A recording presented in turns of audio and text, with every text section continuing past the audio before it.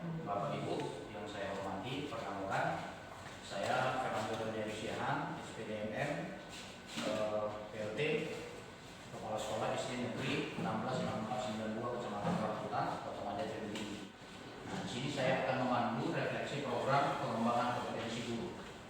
Nah, apa itu refleksi?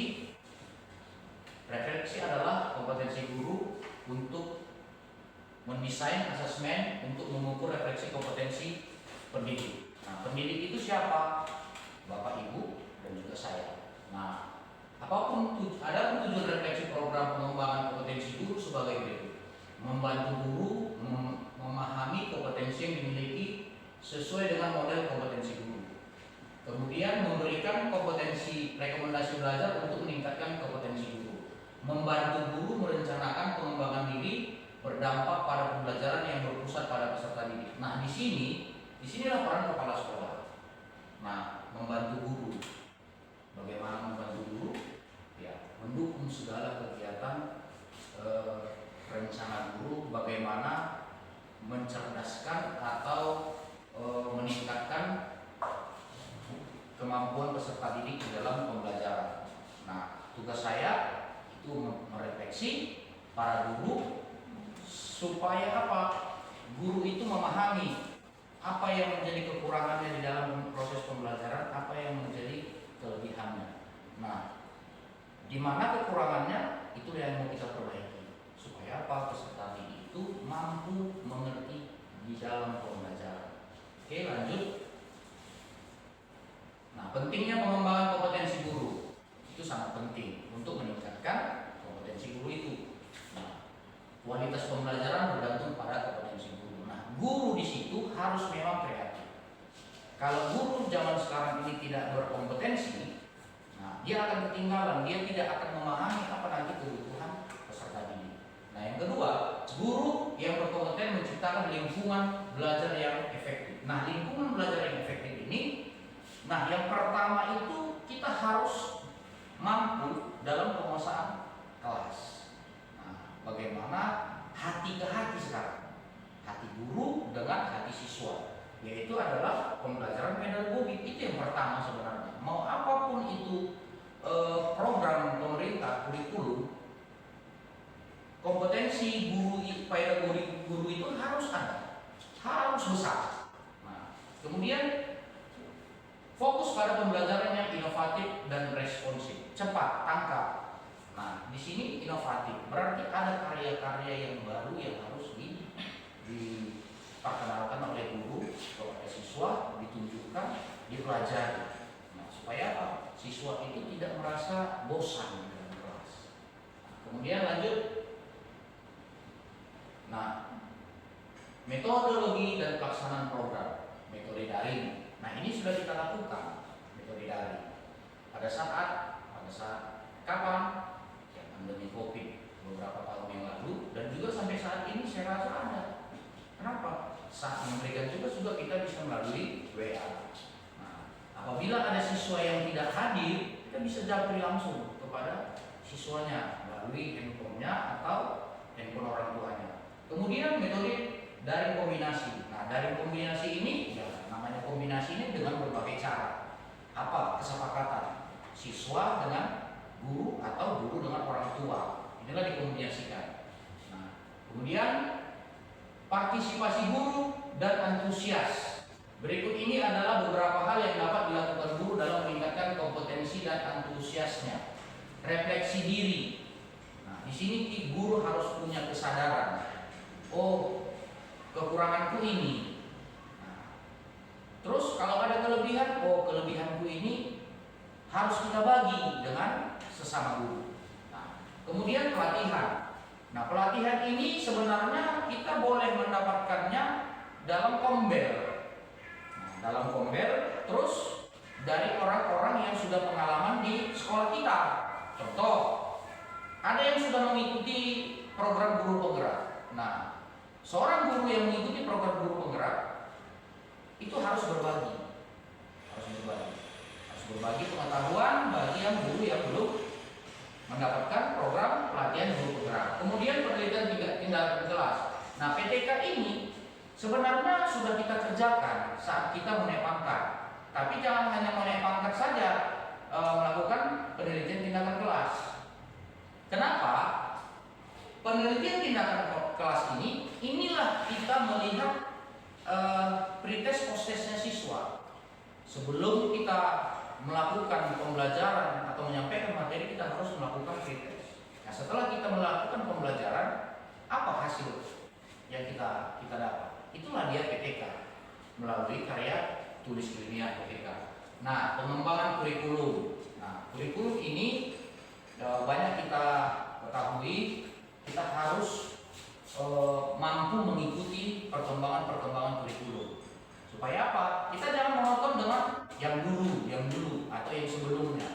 Nah, kita harus bisa mengembangkan kompetensi diri kita sebagai guru. Bahkan juga harus kepala sekolah harus juga seperti itu. Nah, kemudian pengembangan profesional berkelanjutan. Nah, mari upgrade diri kita. Upgrade, jangan tak peduli, jangan yang penting aku mengajar, udah jangan lagi ada seperti itu. Ya, supaya apa? Kita jangan ketinggalan. Kalaupun dia yang sudah mulai mendekati masa-masa pensiun, ya mari peduli kita, supaya apa? Nanti yang muda ini bertanya bagaimana? Ya kan kita bisa menjawab. Kemudian penggunaan teknologi pendidikan, salah satunya ya ini proyektor, laptop. Nah, kalau di tebing tinggi ini Dinas Pendidikan sudah memprogramkan TV digitalisasi atau papan tulis interaktif. Nah, itu layar sentuh lebih kurang sebesar layar infocus ini. Nah, kita juga harus mampu untuk menggunakan itu. Suatu saat nanti sekolah kita ini bisa dapat, kita harus bisa menggunakan itu. Nah, supaya apa? Jangan kita ketinggalan dalam teknologi. Nah, kemudian mengembangkan keterampilan manajemen kelas. Nah, di sini dia tadi yang pertama, mengembangkan. Jangan kita sebagai guru kita duduk di meja kita, anak-anak murid kita ribut, gaduh di dalam kelas. Jangan ribut nak. Nah, zamannya lagi seperti itu, Bapak. Kita datangi siswa itu. Kenapa? Nah, biasanya kalau yang ribut itu kan di sudut, di belakang, ya kan? Nah, kita rangkul. Kita elus punggungnya, apa yang terjadi? Kenapa kamu gagal? Kenapa itu? Kenapa enggak belajar? Ya kan? Jadi siswa itu merasa dia dekat dengan guru. Jadi bukan siswa yang harus memahami guru. Nah, sekarang harus guru yang memahami kebutuhan siswanya. Nah, supaya apa? Supaya dia jangan merasa kecil. Supaya jangan dia merasa aku karena suku ini, aku karena ekonomi, orang tua aku kerjanya ini. Jadi nggak ada itu terjadi di sekolah kita. Di sekolah kita itu semuanya harus sama. Nah, jadi siapa yang membuat itu sama melayani siswa itu? Ya kita, guru sebagai pendidik. Supaya apa? Dia merasa nyaman di sekolah ini. Kalau dia sudah nyaman di sekolah ini, maka dia akan nyaman akan belajar. Apapun yang guru sampaikan, pendidik sampaikan, dia akan mudah untuk menerima pembelajaran itu. Nah, kalau boleh, ya kita rangkul. Kalau bisa dia bercerita tentang apa yang dihadapi dia. Nah, kalau dia seorang peserta didik atau siswa itu sudah mau bercerita kepada gurunya, berarti orang ibu bapak sudah berhasil. Bagaimana seorang guru? Jadi pintar itu tidak cukup, tapi hubungan psikologi, hubungan emosional yang baik itu akan sangat mempengaruhi dalam proses pembelajaran. Oke, lanjut. Nah, di sini materi dan pelatihan yang diberikan. Nah, pedagogik yang pertama. Nah, sering ini orang atau guru melupakan ini. Nah, padahal intinya pedagogik ini adalah itu tadi. Ada hubungan timbal balik di antara guru dengan siswa. Kemudian kepribadian. Nah, di sini kepribadian.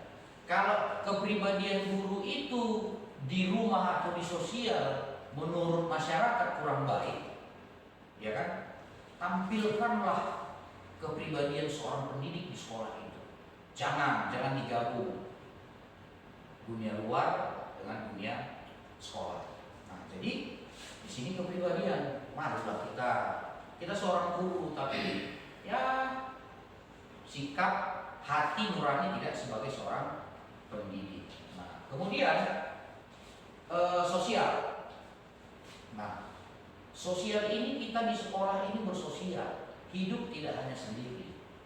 Nah, kita saling membutuhkan. Yang muda membutuhkan kepada yang tua apa itu? Bagaimana cara menyayangi, bagaimana cara menghargai, bagaimana cara merangkul. Itulah yang didapatkan dari yang guru yang muda dengan yang tua. Kenapa? Ya, etika yang tua ini jauh lebih tinggi kalau untuk zaman sekarang. Nah, kenapa? Guru-guru muda ini merasa dia hebat, tapi etikanya kurang dihargainya yang tua. Itu nggak boleh. Nah, itulah sosial. Begitu juga dengan yang tua. Nah, yang tua itu harus tetap menghargai yang muda. Nah, tetap menghargai, tapi ya porsinya berbeda. Nah, jadi di sini juga sosial yang saling membutuhkan, saling membantu. Kalau yang tua kurang mahir dalam teknologi, ya yang muda membantu. Nah, kalau misalnya tentang bagaimana merangkul anak-anak, yang muda belum begitu paham, ya belajar dengan yang tua, ya kan? Nah, supaya apa? Supaya saling menuruti. Tidak ada di sekolah itu prinsipnya siapa nggak boleh. Begitu juga dengan kepala sekolah, siapa aku kepala sekolah, nggak boleh. Kita di sini tim. Di dalam sekolah ini kita tim. Kekurangan saya adalah kekurangan bapak ibu. Kekurangan guru-guru saya adalah kekurangan saya. Makanya nggak boleh ada yang saling menonjolkan diri, aku yang paling hebat, aku yang paling nggak baik di sekolah ini. Jangan. Kita sama. Jadi saling menutupi, kita saling take and give lah. Kalau dalam bahasa luarnya itu take and give. Nah, kemudian profesional. Nah, profesional ini kita harus bisa memilah urusan pribadi dengan urusan guru kita sebagai pendidik. Nah, kalau kita sudah sampai di sekolah ini, mari kita maksimalkan urusan kita sebagai seorang pendidik dengan murid.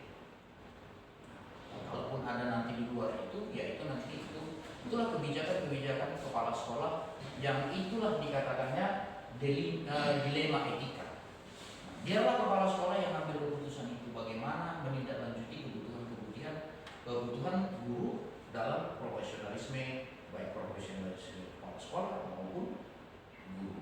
Nah, lanjut. Tahap refleksi pelaksanaan program, persiapan refleksi pelaksanaan, refleksi, evaluasi refleksi, tindak lanjut. Nah, persiapan refleksi, apa yang perlu kita persiapkan, nah, apakah ada angket atau modul, nah, kemudian pelaksanaannya kita refleksi, apa yang menjadi kekurangan kita, apa yang menjadi kelebihan kita.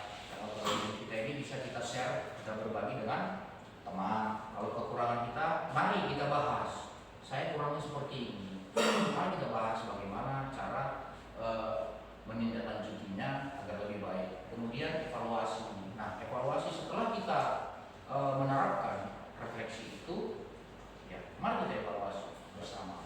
Kita kumpul rapat, atau secara empat mata bersama saya, atau dengan teman sejawat guru.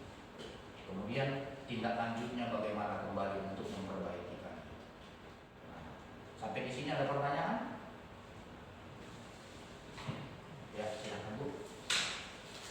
Saya mau tanya sedikit Pak. Apakah refleksi kompetensi sama dengan uji kompetensi guru?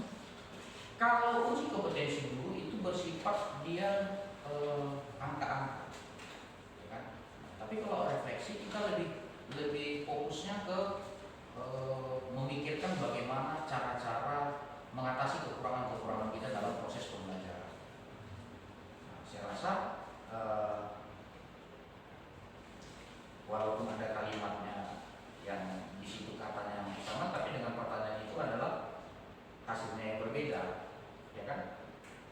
Oke, ada lagi? Ya, silakan. Berapa lama waktu yang Bapak butuhkan untuk mengerjakan refleksi kompetensi? Oke, kalau merefleksi yang saya butuhkan waktu. Nah, di sini tergantung kita pribadi. Kalau saya pribadi merefleksi kekurangan saya memikirkan bagaimana saya contoh saya adalah manajerial di sini. Merefleksi bagaimana kekurangan saya memimpin di sekolah ini. Nah, saya memikir apa kekurangan saya. Saya boleh tulis. Saya boleh panggil satu-satu Bapak Ibu bercerita. Menurut saya kekurangan saya seperti ini. Boleh dikasih komentar, boleh dikasih tanggapan, tapi ingat, kita sebagai pendidik jangan pernah memberikan komentar yang tidak membangun. Selalulah memberikan komentar yang membangun, yang positif, jangan menjatuhkan siapapun itu. Itu adalah sifat pendidik. Kalau ada komentar yang selalu atau tanggapan yang selalu menjatuhkan, berarti nurani seorang pendidiknya itu belum hidup. Nah, jadi itulah yang akan saya lakukan secepatnya. Kenapa? Ya namanya kita merefleksi. Lebih cepat lebih baik. Eksekusinya harus cepat, tidak boleh lama-lama. Lama-lama nanti masuk angin. Ya, masuk angin. Oke? Ada lagi? Biar kita lanjut. Oke, silakan. Apakah refleksi kompetensi ini bersifat wajib? Wajib. Nah, wajib. Contoh, kita mengajar nih, kita lihat, kok ini kreativitas siswa kurang. Kan kita berpikir, kita refleksi, ini kekurangan saya. Apalah yang harus saya lakukan? Kalau saya pun tak mampu untuk mengerjakan itu sebagai seorang guru, mari kita bercerita dengan teman kita. Di kelas saya bosan kali guru murid itu belajar. Kok diam, gak ada menarik. Nah, contoh yang selalu ini kita bicara hanya bercerita, ceramah, ya kan? Bagaimana supaya cerita ini? Mari kita bawa seperti ini, misalnya laptop, fokus, ya kan? Mari kita tampilkan video singkat, mereka fokus. Nah, kemudian bertanya, apa tadi cerita di video singkat tadi nak? Kan gitu kan? Nah, jadi angkat tangan mereka. Nah, itu kan sudah mulai membangkitkan semangat peserta didik untuk belajar. Jadi enggak hanya dia menjadi memang tertib gini dia, tapi dia agak nyambung. Nah, tapi bukan berarti mereka bersuara, berbicara sembarangan, punya aturan, tetap ada aturan-aturan. Nah, siapa yang mau menyampaikan pendapatnya, angkat tangan dulu, ya kan? Kita semua punya aturan. Nah, itu ya. Jadi supaya maksimal kita. Jadi guru itu pun merasa datang ke sekolah itu nggak muak, nggak ngantuk, ya kan? Nah, contoh, ini ruang digitalisasi yang sudah disiapkan pemerintah Kota Tebing Tinggi melalui Dinas Pendidikan. Mari kalau memang pengen menggunakan ruang digitalisasi ini, merasakan auranya AC, misalnya pakai AC, merasakan proyektor, ya kan? Mari kita bergantian. Tapi konsultasi dengan guru kelas 1, kebetulan ini nih ruangan kelas 1 bergantian. Saya pakai 2 hari dulu ya Bu. Nah, tapi jangan udah di ruang digitalisasi, tahunya hanya cerita sama guru. Mari kita tampilkan digitalisasi pembelajaran. Nah, itu. Oke? Ada lagi? Biar kita lanjut. Saya rasa kita lanjut dulu lah ya. Oke, lanjut. Nah, kemudian teknik memandu refleksi efektif. Nah, di sini dia. Pertanyaan terbuka untuk menggali pengalaman guru. Saya tadi sudah bertanya, ya kan? Timbul pertanyaan, ada 3 tadi pertanyaan. Kemudian diskusi berbasis data dari hasil observasi kelas. Nah, makanya tadi saya katakan berbasis data apa yang menjadi kekurangan kita di sekolah ini, termasuk itu melalui rapor pendidikan. Nah, kemudian memberikan umpan-umpan yang konstruktif. Nah, apa yang harus kita kerjakan setelah kita melihat kekurangan kita di rapor pendidikan? Kemudian menggunakan studi kasus dan skenario pembelajaran. Nah, studi kasus ini termasuklah tadi itu PTK, penelitian tindakan kelas. Nah, jangan melakukan PTK itu hanya karena mau naik pangkat saja. Kita lakukan dulu. Supaya apa? Supaya ya, kalau setelah kita lakukan itu, nah boleh ini kita bawa untuk misalnya dia yang ASN atau PNS untuk kenaikan pangkatnya, boleh. Nah, oke lanjut. Studi kasus dan praktek terbaik, contoh sukses penerapan refleksi di sekolah lain. Nah, di sini artinya kita melihat pengalaman-pengalaman dari sekolah lain. Kita bercerita dengan dari compare kita dengan sekolah yang lain. Praktik terbaik dalam memandu refleksi guru, termasuklah salah satu ini kegiatan kita ini. Artinya mungkin selama ini kita terpikir menjadi terpikir.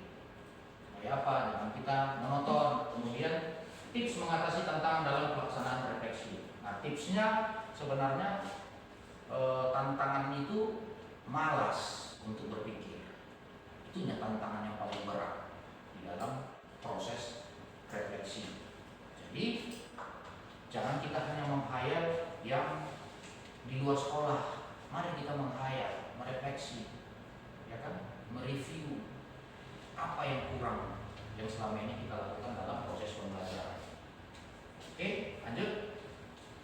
Nah, rencana tindak lanjut. Nah, tadi sudah saya jelaskan rencana tindak lanjut sebelumnya. Kemudian lanjut tantangan dan hambatan yang dihadapi. Apa yang menjadi hambatan? Mari kita jangan tidurkan ini kita sama hati. Ya, jangan kita tidurkan. Mari kita semangatkan, hidupkan semangat jiwa seorang guru atau pendidik. Lanjut. Oke. Nah, hasil dan capaian program peningkatan kompetensi, kualitas pembelajaran, prestasi siswa. Nah, di prestasi siswa ini adalah prestasi siswa itu tidak hanya dengan juara, kan? Tapi mau ikut ambil andil dalam proses perlombaan, apakah itu di dalam prestasinya di dalam kelas. Prestasi itu bukan hanya angka-angka, tapi keikutsertaan dia. Berarti dia ada rasa ingin tampil baik itu ada. Itu semua karena apa? Karena guru.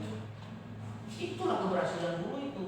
Nah, kualitas pembelajarannya. Nah, kualitas pembelajaran itu terlihat dari proses Bapak Ibu saat menyampaikan pembelajaran kepada siswa. Aktif nggak siswanya? Kalau hanya diam aja, terus gurunya juga hanya duduk saja menyampaikan materi, sudah gitu aja, sudah pulang. Ya, begitulah terus nanti kita. Nah, jadi itu yang harus saya harapkan sama Bapak Ibu untuk mengembangkan diri di dalam kelas, dalam proses pembelajaran. Apa yang kurang? Mari kita renung. Oh, ini kurang. Boleh tanya sama yang muda. Boleh sharing dengan teman yang lain. Nah, saya rasa itu. Oke, lanjut. Kemudian perubahan perilaku dan kompetensi guru. Inovasi pembelajaran, ya guru harus berinovasi. Supaya apa? Siswanya juga berinovasi, punya inovasi. Pendekatan berpusat pada siswa. Nah, pendekatan berpusat pada siswa tadi sudah saya katakan. Jangan siswa yang harus mengerti gurunya. Nah, sebaliknya harus guru yang mengerti apa kebutuhan siswanya. Bagaimana cara-caranya kita supaya membangkitkan semangat siswa, keinginannya untuk proses pembelajaran itu, belajar itu baik. Kita yang harus memahami siswanya. Kemudian refleksi dan evaluasi sudah jelas. Dari pertama sudah saya katakan tadi, kita harus merefleksi diri apa yang menjadi kekurangan dan kelebihan kita. Kita berbagi, kita bertanya. Nah, kemudian kita evaluasi setelah kita melakukan refleksi, berhasil nggak refleksi kita itu? Kalau belum berhasil juga, mari kita diskusi. Kemudian dampak program terhadap kinerja guru, peningkatan kompetensi, efektivitas pembelajaran dan kinerja profesional. Di awal tadi sudah saya sampaikan. Nah, mari kalau ini kita kerjakan di dalam proses pembelajaran, yang tiga ini pasti sudah meningkat. Nah, peningkatan kompetensi pembelajaran kita sudah pasti tahu bagaimana cara mengefektifkan proses pembelajaran. Kemudian kinerja profesional sudah pasti dikatakan guru itu adalah itu guru kelas itu guru PJOK itu itu memang profesional, tidak pernah ada menyalah di dalam kelasnya. Nah, pasti dikatakan profesional. Nah, oke, lanjut. Kesimpulan, refleksi sebagai kunci pengembangan kompetensi guru sudah pasti. Kemudian peran kepala sekolah dalam memandu dan mendukung refleksi, saya hanya memotivasi. Oke, nah kemudian komitmen bersama untuk meningkatkan kualitas. Nah komitmen kita baik dari segi rapat pada saat ini saya menyampaikan, mari kita berkomitmen. Nah kemudian pembelajaran, eksekusi. Mari kita jangan menunggu hari esok, jangan menunggu minggu depan, jangan menunggu kurikulum baru, jangan. Nah, kenapa? Apa yang bisa kita kerjakan hari ini kita kerjakan, kita selesaikan. Nah, prosesnya nanti mari kita secara inovatif. Oke, lanjut. Nah, thank you. Terima kasih buat Bapak Ibu yang sudah memberikan waktunya bersama saya untuk menyampaikan kegiatan kita hari ini. Lebih kurangnya saya mohon dimaafkan. Oke, ada yang mau bertanya? Oke, silakan. Ya. Berarti Pak, tadi kan Bapak ada tulis itu teknik pemandu refleksi guru. Jadi kan saya baca ada beberapa poin-poinnya. Kalau menurut saya berarti itu bisa diterapkan. Itu tadi kan Pak yang Bapak buat kan untuk guru. Iya. Berarti untuk siswa bisa kan Pak? Bisa. Dia aja gurunya itu berarti dari guru ke siswa lah. Iya, bisa. Berarti audiensnya berarti siswa gitu. Iya. Tekniknya tetap gitu. Ya, contoh misalnya ada seorang siswa nih, kan kadang memang itu biasa itu. Ada agak lain dari yang lain. Nah, boleh kita sampaikan. Kita panggil secara pribadi boleh. Kita refleksi dia juga boleh. Itulah dari pendekatan itu. Pendekatan seorang guru dengan siswa, apa masalahnya? Kenapa kamu tidak fokus? Ya kan? Kalau dia sudah mau bercerita, tadi Pak, tadi Bu, saya dipukul mama saya, atau dicubit mama saya. Kenapa kamu dicubit? Telat Bang. Oh gitu ya? Oh, kenapa kamu telat bangun? Kan gitu. Iya, malam saya lama pulang Pak. Malam mama kita. Di situ kita masukkan nasihat-nasihat. Kita masukkan. Akhirnya apa? Oke, nanti coba kamu pulang atau tidur nanti. Besok pagi, kamu dimarahi orang tua nggak? Dicubit orang tua nggak? Coba ya, kita coba satu hari aja contoh. Nah, kita melakukan pendekatan itu tadi. Nah, supaya apa? Dia merasa dia punya orang tua memang betul-betul di sekolah itu, ada yang membackup dia, yang melindungi dia. Jadi seperti pertanyaan dia tadi, begitu dari kepala sekolah ke guru nih, ya. Terus guru boleh nggak ke siswa? Ya boleh. Itu termasuk proses pembelajaran pedagogi. Oke? Ada Bu Purwa? Oke? Pas? Nah, jadi itu aja yang bisa saya sampaikan. Kalaupun ini waktu terbatas, nah, kita boleh sharing aja. Sharing secara pribadi, empat mata, bagaimana proses pembelajaran. Saya akan tetap dukung, saya akan tetap bantu. Apapun keluh kesah Bapak Ibu, saya akan maksimalkan tugas saya sebagai kepala sekolah untuk memberikan yang terbaik untuk sekolah ini. Jadi sekali lagi saya sebagai kepala sekolah di sini, apabila ada tutur kata selama ini juga baik sehari-hari yang kurang baik, kurang berkenan kepada Bapak Ibu, saya mohon dimaafkan. Kita saling memaafkan satu sama lain agar kita nyaman di sekolah ini dalam melakukan proses pembelajaran dan kita mendidik, membimbing dan mengarahkan anak kita peserta didik ke arah yang lebih baik. Jadi itu aja yang bisa saya sampaikan. Selamat siang, salam sejahtera buat kita semua.